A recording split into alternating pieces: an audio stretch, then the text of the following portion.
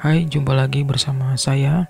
Pada video kali ini kita akan membahas tentang perancangan arsitektur khusus untuk contoh analisa non-fisik. Pada video sebelumnya kita telah membahas mengenai bagan alur pikir dan analisa fisik pada proses perancangan arsitektur. Untuk mengingat kembali, kita coba buka bagan alur pikir yang terdapat tor, kemudian ada lokasi, kemudian ada analisa non-fisik yang akan kita bahas pada video kali ini. Kemudian ada analisa fisik yang sudah kita bahas pada video sebelumnya. Ya, ada zoning, kemudian pendekatan, kemudian ada desain. Kemudian setelah desain ada feedback control system atau FBC. Ini untuk mengontrol apakah desain kita sudah sesuai dengan bagan alur pikir yang sudah kita buat. Baik, untuk selanjutnya kita pahami dulu analisa non-fisik apa sih isinya. Analisa non-fisik berisi tentang A. Studi banding, B. Studi literatur, C. Aktivitas penghuni, D. Program ruang yang berisi persyaratan ruang, hubungan antar ruang atau matriks, kemudian besaran ruang. Kemudian poin E-nya adalah sirkulasi ruang. Kita bahas tentang poin A dulu, yaitu studi banding. Studi banding dalam sebuah proses perancangan bisa dilakukan dengan survei langsung ke lokasi atau site visit atau kunjungan lapangan yang memiliki kesamaan proyeknya. Misalnya kita akan membuat rumah tinggal, maka dengan demikian kita melakukan survei atau kunjungan ke rumah tinggal, tentunya dengan ukuran tipe yang sama dengan yang akan kita rencanakan. Begitu juga kalau kita akan membuat perencanaan hotel, mall, restoran, rumah sakit, maka kita bisa melakukan survei dan studi terhadap bangunan-bangunan tersebut. Selanjutnya, studi literatur.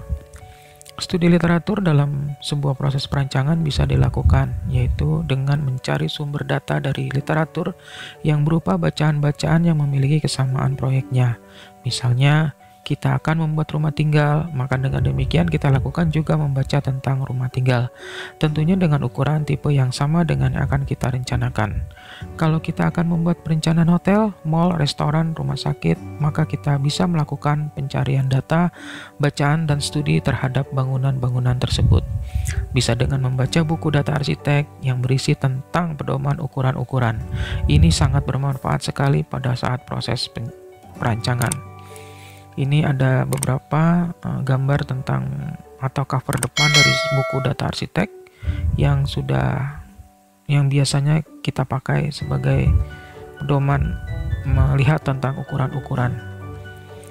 Ini masih data arsitek, ya, isinya secara ringkas isinya seperti ini. Ada ukuran tentang manusia, tingginya apabila manusia itu berdiri, manusia itu duduk, manusia itu duduk dengan kursi, dengan langsung duduk di lantai, kemudian manusia tiduran, itu sudah ada panduannya. Nah, ini juga ukuran mengenai kendaraan pengangkut, misalnya truk, mobil, atau dump truck, bis gandeng, bis tunggal, ya. Kemudian selanjutnya ada juga tentang tempat parkir, posisi parkir seperti apa, menyerong, paralel, atau di sini, atau seperti yang tertera di gambar ini. Ini ada beberapa kombinasi atau variasi dari posisi parkir kendaraan. Kemudian ini ada contoh satu bangunan teater yang kita di dalam data arsitek itu lengkap sekali. Isinya ada tentang teater atau tempat olahraga atau tempat sekolah, perkantoran, rumah tinggal. Jadi buku data arsitek itu sangat penting sekali. Ibaratnya itu adalah sebuah primbon atau kamusnya dari jurusan arsitektur, atau apabila kita kuliah di jurusan arsitektur. Kemudian dalam poin C adalah aktivitas penghuni. Aktivitas penghuni adalah kegiatan penghuni rumah atau bangunan yang akan kita rencanakan, disesuaikan dengan jumlah penghuni yang ada di dalam rumah atau bangunan yang akan kita rencanakan. Pada kasus ini proyek ini kita membuat rumah tinggal yang tentunya penghuninya terdiri dari ayah, Kita uraikan dulu, penghuninya adalah ayah, aktivitasnya apa, misal dia bekerja, umurnya berapa, umurnya 45 tahun, pekerjaannya karyawan swasta, hobinya apa, di sini ditulis semua. Kemudian ada penghuninya ke nomor 2 adalah ibu, ya diisi di dalam tabel ini juga diisi semua uraian mengenai kegiatan biodata tentang aktivitas dari penghuninya. Kemudian ada kegiatan dari anak pertama, anak kedua, sama kegiatannya apa, usianya berapa, pekerjaannya apa, hobinya apa, aktivitasnya apa saja, itu kita masukkan ke dalam tabel aktivitas penghuni. Kemudian nomor 5 ada pembantu wanita, ada supir ayah atau supir keluarga. Jadi kegiatannya apa saja di sini bisa kita lihat diisi di dalam tabel penghuni. Baik, untuk selanjutnya kita akan membahas tentang program ruang. Di dalam program ruang terdapat zoning, kemudian kebutuhan ruang, kemudian persyaratan ruang, dan hubungan antar ruang. Kemudian ada juga besaran ruang yang akan kita tampilkan nanti di slide berikutnya. Untuk pada slide ini kita coba membahas tentang kebutuhan ruang dalam sebuah rumah tinggal, yaitu 1. Carport garasi, nomor 2 teras depan, nomor 3 ruang tamu, nomor 4 ruang keluarga, nomor 5 ruang makan, nomor 6 kamar tidur utama, nomor 7 kamar mandi dalam, nomor 8 kamar tidur anak 1, nomor 9 kamar tidur anak 2, nomor 10 kamar mandi anak atau tamu, nomor 11 kamar tidur pembantu, nomor 12 kamar tidur supir, nomor 13 kamar mandi pembantu atau supir, nomor 14 dapur, nomor 15 ruang cuci, nomor 16 tempat jemur, dan nomor 17 adalah gudang. Dari kebutuhan ruang kita melangkah ke persyaratan ruang. Ya, dalam sebuah persyaratan ruang kita bisa isi di situ sinar matahari, tentang kebisingan, tentang pencapaian, tentang view, atau tentang hal-hal lain yang perlu kita tambahkan di dalam analisa program ruang ini. Misalnya kita berikan contoh nomor 1, carport atau garasi. Di sini terdapat tanda-tanda bintang. Kita bisa lihat keterangan di sebelah kanan. Kalau bintang 1 artinya tidak diperlukan, bintang 2 diperlukan, bintang 3 sangat diperlukan. Untuk persyaratan ruang carport atau garasi sinar matahari, di sini bintang 3 yang artinya sangat diperlukan. Karena mungkin pertimbangannya dalam carport atau garasi perlu adanya sirkulasi udara, karena mungkin supaya ruangannya tidak lembab atau lantainya tidak lembab karena terlindas kendaraan mobil yang mungkin kotor dari luar jalan raya menuju ke wilayah area rumah. Kemudian kebisingan, di situ ada bintang 1 yang artinya carport atau garasi apakah perlu peredam kebisingan, apakah ternyata carport atau garasi tidak perlu kebisingan yang diredam atau tidak diberikan peredam. Kemudian carport atau garasi untuk pencapaian ada bintang 2. Apakah pencapaiannya dengan adanya bintang 2 berarti sangat diperlukan, karena mungkin carport atau garasi tersebut perlu pencapaian yang mudah yang diakses dari ruang tamu, ruang keluarga, atau dapur, atau dari daerah wilayah dalam rumah. Kemudian ada view, untuk carport garasi ada bintang 1. Apakah view atau pemandangan diperlukan? Ternyata tidak, sehingga diberikan bintang 1. Untuk selanjutnya adalah hubungan antar ruang. Hubungan antar ruang ini diberikan tanda warna-warna merah, hijau, dan kuning. Di sini kita berikan contoh 1, carport atau garasi dengan teras depan itu diberi warna hijau. Untuk warna hijau kita bisa lihat keterangannya di bawah. Warna hijau artinya berhubungan erat, warna kuning berhubungan agak erat, warna merah berhubungan tidak erat. Kenapa carport diwarna hijau? Karena carport atau garasi dengan teras depan harus saling berkaitan atau berhubungan erat. Itu untuk penjelasan mengenai program ruang, kebutuhan ruang, persyaratan ruang, dan hubungan antar ruang. Selanjutnya kita membahas mengenai besaran ruang. Dalam besaran ruang kita bisa melihat ukuran kendaraan yang akan kita buat di dalam carport atau garasi. Ini bisa diambil dari data arsitek yang sudah kita bahas sebelumnya. Di situ nanti bisa terdapat ukuran kendaraan. Atau kita bisa juga melihat secara studi literatur, melihat ukuran kendaraan secara nyata dengan melihat brosur atau majalah atau data dari internet. Kita bisa browsing, kita bisa ambil ukuran mobil itu panjangnya berapa, lebarnya berapa, luasnya berapa. Di sini ada flow atau sirkulasi yang akan kita beri nilai 120%.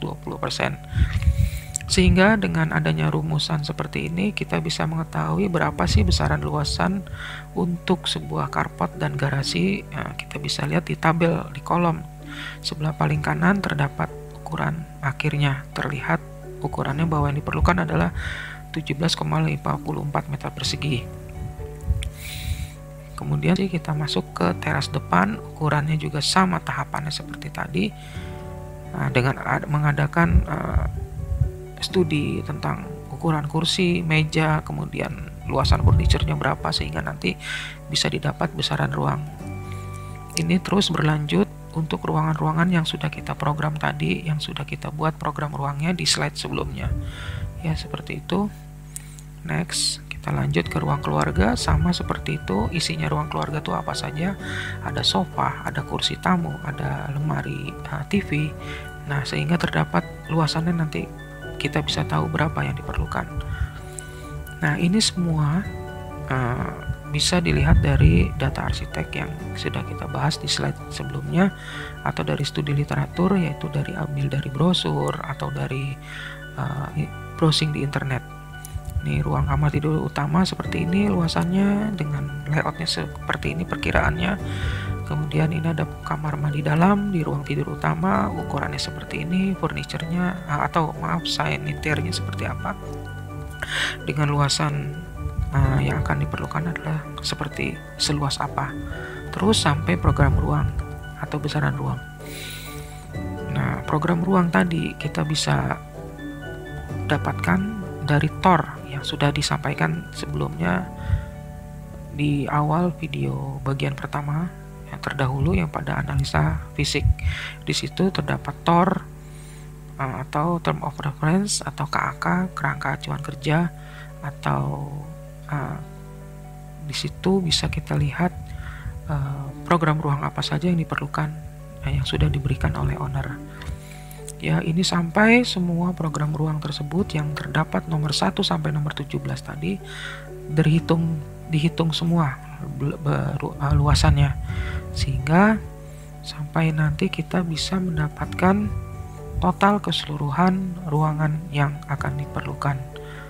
Ya, ini kamar tidur pembantu, kemudian ada dapur, layoutnya seperti itu perkiraannya, kemudian ada tempat cuci, tempat teras belakang, kemudian ada tempat jemur, gudang, kemudian di akhirnya kita bisa mengetahui berapa luasan ruangan atau luas bangunan yang kita perlukan dengan adanya analisa atau studi tentang luasan-luasan yang sudah kita lakukan pada slide sebelumnya, sehingga terdapat dari hasil penjumlahan semua ruangan tersebut kita bisa mendapatkan luasan 169,35 meter persegi luas bangunannya, kurang lebih seperti itu.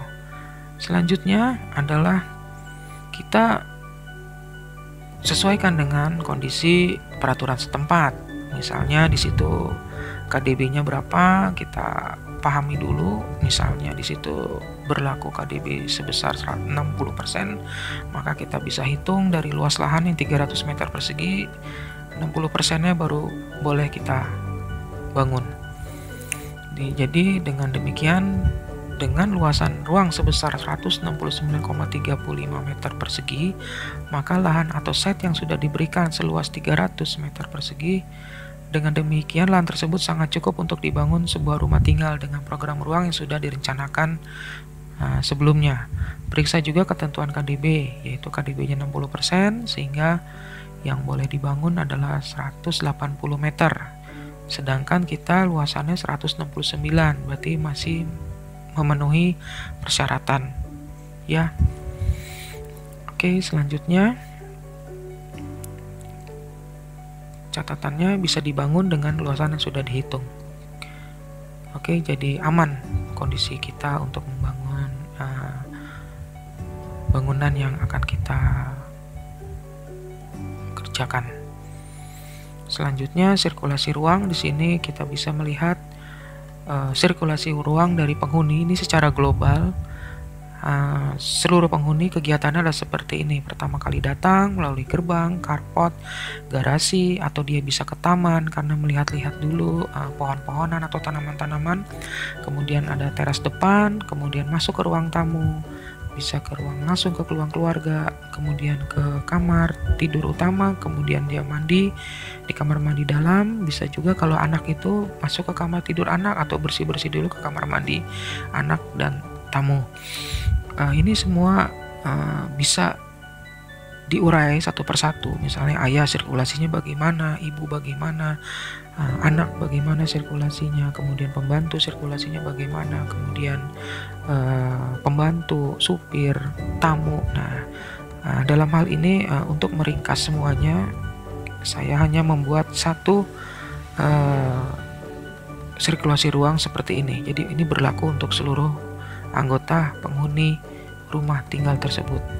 Jadi prediksinya seperti ini. Mereka datang melalui gerbang, carport, garasi, teras depan, ruang tamu, ruang keluarga. Kalau pembantu mungkin langsung ke daerah dapur, ke area kamar tidur pembantu, kemudian bersih-bersih. Nah, seperti itu. Selanjutnya setelah ada sirkulasi ruang, kita zoning. Kita kelompokkan mengenai macam-macam ruangan yang ada di rumah tinggal tersebut. Untuk warna hijau ada public ya. Jadi gerbang, carport, garasi, teras depan, ruang tamu itu masuknya dalam area public atau area umum. Kemudian taman juga ini ada terlewat diberi warna. Jadi taman juga masuk dalam area public di bagian depan. Kemudian masuk ke area semi public. Semi public itu bisa digunakan untuk penghuni rumah sendiri maupun tamu. Jadi ruang keluarga, ruang makan, teras depan, taman, teras belakang. Teras belakang, kemudian taman itu bisa digunakan untuk anggota keluarga dan anggota orang di luar keluarga. Kemudian ada daerah public, private itu kamar tidur anak, kamar tidur utama, kemudian kamar tidur pembantu dan supir itu masuk daerah private. Kemudian ada daerah service yaitu gudang, tempat cuci, dapur dan tempat jemur, itu berwarna biru. Selanjutnya dari zoning tersebut, kita coba membuat sebuah gambaran denah secara keseluruhan. Ini besarannya sudah disesuaikan dengan studi luasan ruang atau besaran ruang yang sudah diuraikan di slide sebelumnya. Jadi ini adalah posisi ruang makan, dapur, ruang tamu, garasi, carport, teras depan. Kemudian warna ungu ini adalah flow-nya atau sirkulasinya. Kemudian ada kamar tidur utama, ada kamar mandi dalam, kamar tidur anak 1, kamar tidur anak 2, kamar mandi anak tamu atau tamu, dan gudang. Kemudian teras belakang, kamar tidur supir, kemudian ada tidur pembantu, ada kamar mandi pembantu, tempat cuci dan tempat jemur. Ini hanya gambaran secara global, secara keseluruhan tentang apa yang sudah kita bahas sebelumnya pada slide-slide sebelumnya ya, dari mulai besaran ruang, dari mulai sirkulasi, hubungan antar ruang ya. Jadi ini sudah mulai coba diterapkan dalam penzoningan ini sudah coba kita buat tata letak dari bangunan yang akan kita desain. Demikian untuk zoningnya. Kita coba tampilkan lagi warna-warnanya supaya tidak lupa. Warna kuning apa? Semi public. Warna biru service. Warna hijau public. Warna orange private. Warna ungu adalah flow-nya atau sirkulasi. Ini bisa kita kombinasikan lagi, kita bisa konfigurasikan lagi gubahan massa atau bentuknya ini kita sesuaikan lagi. Untuk warna penzoningan itu bisa tergantung masing-masing arsitek atau masing-masing perencana. Terserah mau warnanya apa. Misalnya untuk public warnanya merah mungkin, atau untuk area private warnanya kuning, ya bebas. Jadi ini tidak terpaku dengan tampilan di sini, jadi bebas berkreasi. Kemudian setelah masuk zoning, kita masuk gubahan massa. Gubahan massa bisa kita coba dengan bentuk seperti ini, bentuk kotak persegi panjang seperti ini, atau kita buat seperti ini konfigurasinya gubahan massanya. Karena dia terletak di hook, mungkin ujung sudut yang bertemu dengan persimpangan itu bisa dibuat agak menekuk karena terletak di pojok lahannya atau di hook. Atau dengan kondisi seperti ini L, nah ini bisa kita gubahan massanya kita konfigurasikan sesuai keinginan kita, tentunya dengan batasan luar yang tadi yang 163 sekian itu. Kemudian nah ini tadi kembali ke zoning, ini bisa dicoba dibuat seperti ini konfigurasi atau gubahan massanya, atau bisa dari penzoningan ini kita modifikasi lagi, kita bentuk lagi sehingga bentuknya sesuai dengan gubahan massa atau konsep yang sudah kita buat. Oke, baik.